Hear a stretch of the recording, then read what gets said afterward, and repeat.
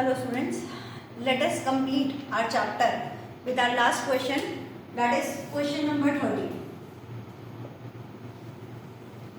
हम लोग अभी सिर्फ एक क्वेश्चन कंप्लीट करेंगे जिससे हमारा चैप्टर का नाम खत्म हो जाए, फिर हम लोग नेक्स्ट चैप्टर स्टार्ट करते हैं।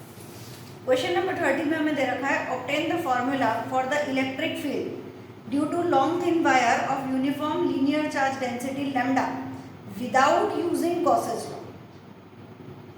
हम लोग ये डेरिवेशन ऑलरेडी कर चुके हैं, बट हमने जब ये डेरिवेशन पहले बता देती हूँ, कौन सा derivation, E is equal to lambda upon 2 pi epsilon 0 I, है ना। लीनियर वाला जो हमारे पास में पार्ट था वो हम ऑलरेडी डिराइव कर चुके हैं, बट जब हमने ये डिराइव किया था तब हमने गॉसेस लॉ को यूज किया था। यहाँ बोला गया है कि गॉस लॉ आप डायरेक्टली अप्लाई नहीं कर सकते, यानी फाई वाला पार्ट आपको यूज करना ही नहीं है कि भाई phi is equal to E dot ds या 1 upon epsilon 0 times the total charge, ऐसा वाला पार्ट यूज करना ही नहीं।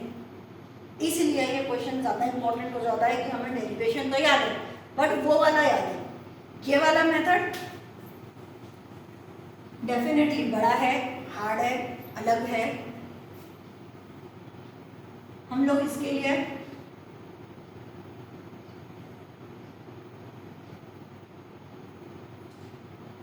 डायग्राम ड्रॉ करते हैं। यहाँ पर हम लोगों ने एक पॉइंट ले लिया है O, डेफिनेटली ये जहाँ पर भी हम अपनी इलेक्ट्रिक फील्ड वगैरह फाइंड करते हैं उसे हम लोग P लेना पसंद करते हैं।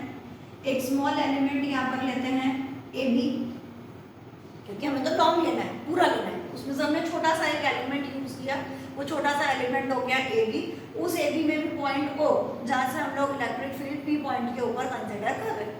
तो ये वाली जो लाइन जा रही है छोटे एलिमेंट के लिए, तो DE, यहाँ पर एंगल थीटा, तो ये वाला भी थीटा, ये इधर जाएगा, this is DE cos theta, यहाँ पर नीचे चला जाएगा DE sin थीटा।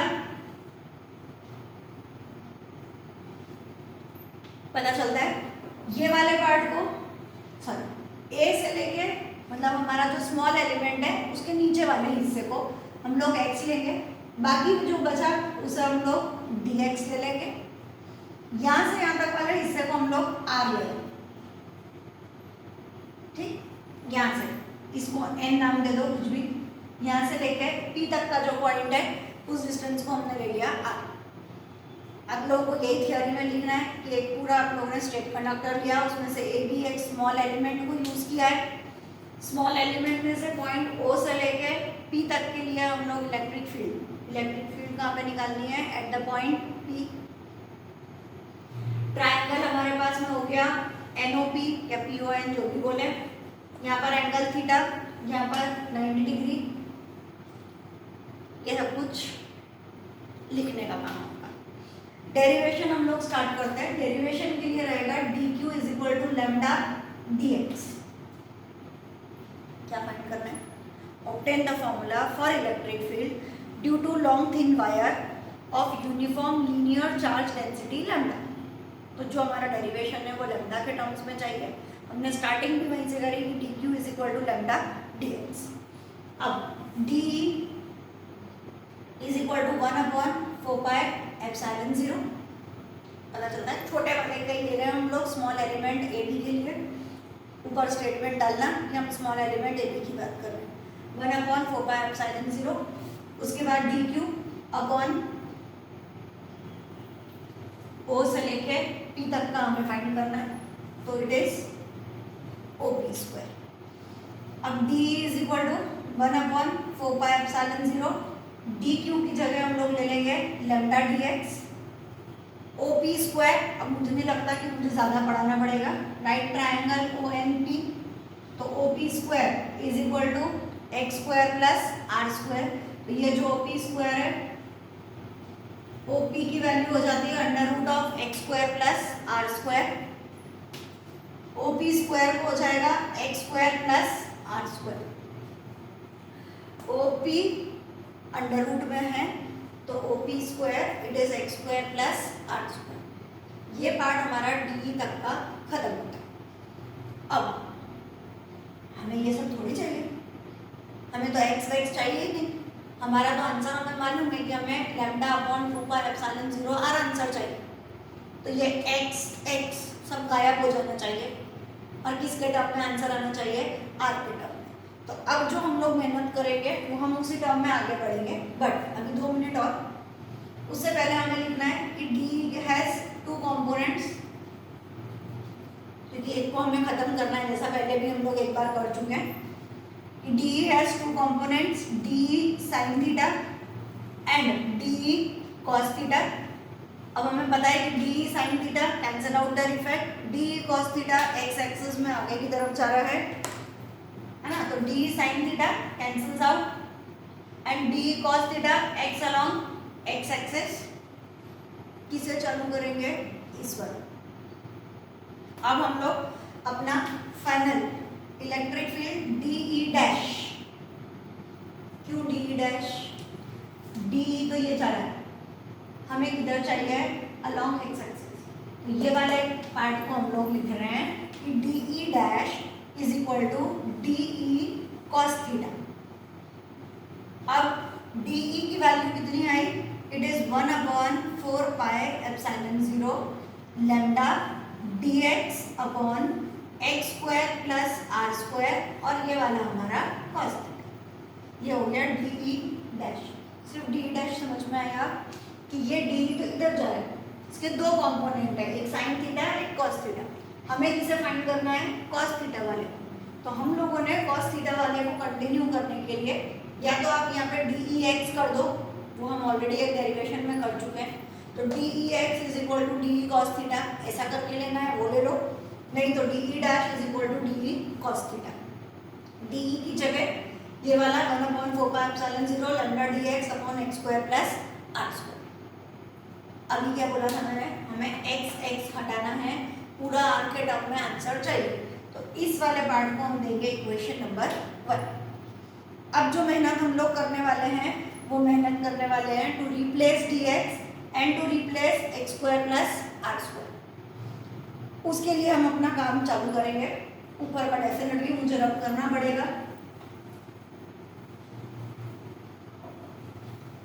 खाली ये इक्वेशन नंबर 1 रहने दे रहे हो क्योंकि मुझे यहाँ पर वैल्यू पुट अप करनी है। ओके, अब in triangle O N P tan theta, ये वाले ट्रायंगल में tan theta opposite upon adjacent, it is X by R, so X is equal to are tan theta. इतना पता चलेगा। अब हम लोग ले रहे हैं squaring on both the sides, it is x square is equal to r square tan square theta। अब tan square कितना होता है, तो ब्रैकेट में लिखिए कि tan square theta is equal to sec square theta minus 1। x square is equal to r square, tan square की जगह हम लोग लिखेंगे sec square theta minus 1, bracket open करते हैं, x square is equal to r square sec square theta minus are square. ये किसकी value आई हमारे पास, एक्स स्क्वायर की। पता चला एक्स स्क्वायर की वैल्यू, ये रहा एक्स स्क्वायर, इस एक्स स्क्वायर की वैल्यू हमारे पास आई R square sec square theta minus are square. Equation number 2 करके छोड़ दीजिए। मैंने बोला आपको कि मुझे x हटाना है, r के टर्म में मुझे मेरा आंसर चाहिए, तो x को चेंज कर दिया मैंने r के टर्म में। अब एक और x है dx, इसको भी मुझे चेंज करना है इन टर्म्स ऑफ r, वो हम लोग चालू करते हैं। वापस लिखेंगे अगेन, वहीं से शुरू करना है, x is equal to r tan theta, x is equal to r tan theta करने के बाद में differentiating on both the sides, किसके रिस्पेक्ट में, तो d by d theta of x is equal to r d by d theta of tan theta. अब maths वाले बच्चे मेरे हिसाब से जानते होंगे कि d by d theta of tan theta is equal to 1 upon cos square theta, और 1 by cos square theta is equal to sec square theta. ठीक, यहाँ तक पहुंचने के बाद में अब वैल्यू डालते हैं कि dx by d theta is equal to r. इस पूरे की जगह हम लोग लिखेंगे सेक स्क्वायर थीटा, इधर भेजिए dx is equal to r sec square theta d theta. पता चलेगा। बायो वाले स्टूडेंट थोड़ा सा माइंड में प्रॉब्लम आ सकती है। x is equal to are tan theta, दोनों तरफ हमने डिफरेंशिएट किया। मुझे dx को रिप्लेस करना है तो डेफिनेटली dx की वैल्यू चाहिए। ऐसा नहीं सोचना कि अरे मैम आपकी मर्जी आ गई, आपने डिफरेंशिएट कर दिया, आपकी मर्जी आ गई, आपने स्क्वायर कर दिया। मेरी मर्जी नहीं बेटा, यहाँ पे dx है। जब तक हम dx यानी x का डिफरेंशिएशन नहीं करेंगे हमें dx की वैल्यू नहीं मिल सकती। ऐसे जब तक हम x का स्क्वायर नहीं करेंगे मैं x स्क्वायर को रिप्लेस कैसे करूँ? इसके कारण हमने अपना पहली इक्वेशन ली x is equal to are tan theta. एक बार उस x को दोनों साइड हमने स्क्वायर करके x स्क्वायर की वैल्यू ढूंढ ली, और दूसरी बार में हम लोगों ने x is equal to are tan theta का डिफरेंशिएशन करके dx की वैल्यू ढूंढ ली। ठीक, this is your equation number 3। अब 2 और 3 को हम 1 में पुट अप करेंगे। D dash is equal to 1 upon 4 pi epsilon 0 lambda. dx की जगह हमारे पास आएगा r sec square theta d theta. पता चल रहा है dx की जगह r sec square theta d theta upon x square की जगह ये वाला r square sec square theta minus r square plus ये वाला r स्क्वायर। ये दोनों कट हो गए। डी ई डैश की वैल्यू हमारे पास में आ गई। ऊपर का बोर्ड रब कर रही हूँ।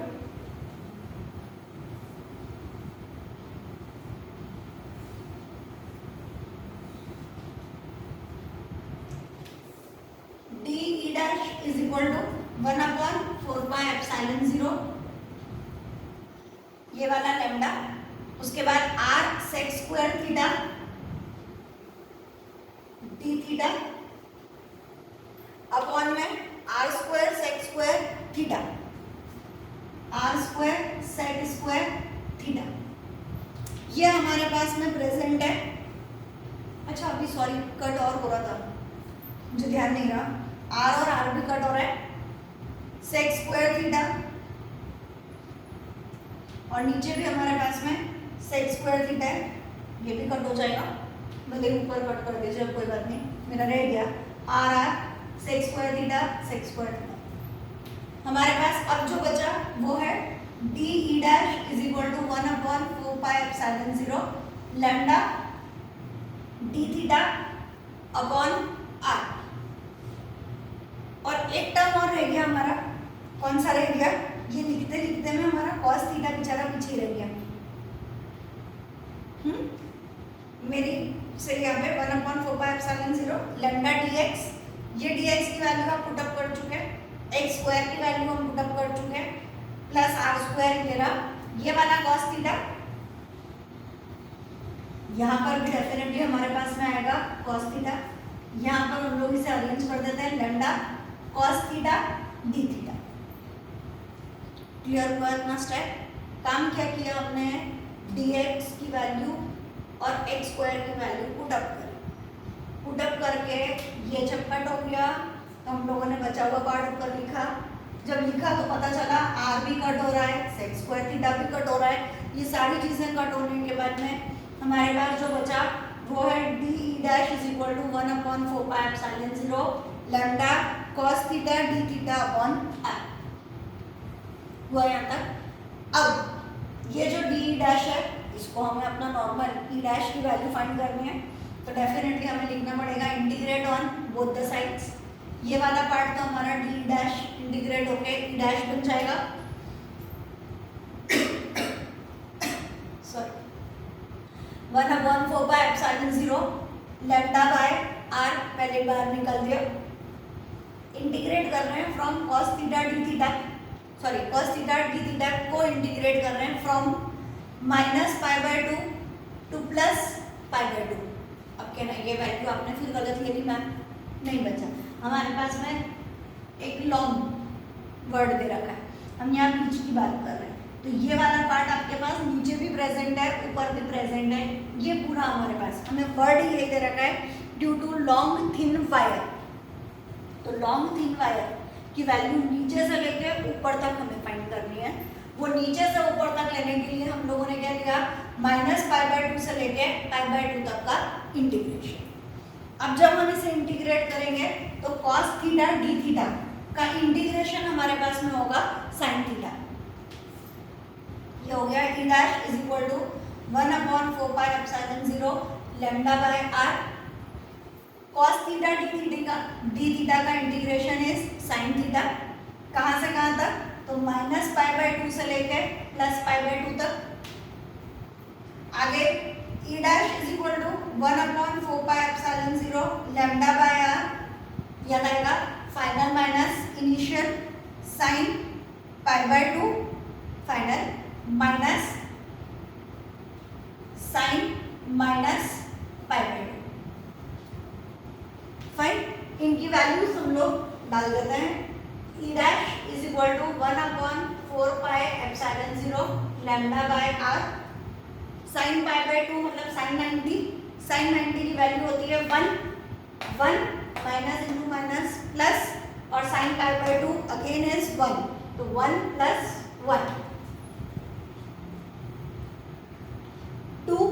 Final answer e dash is equal to 1/4πε0 2 λ/r।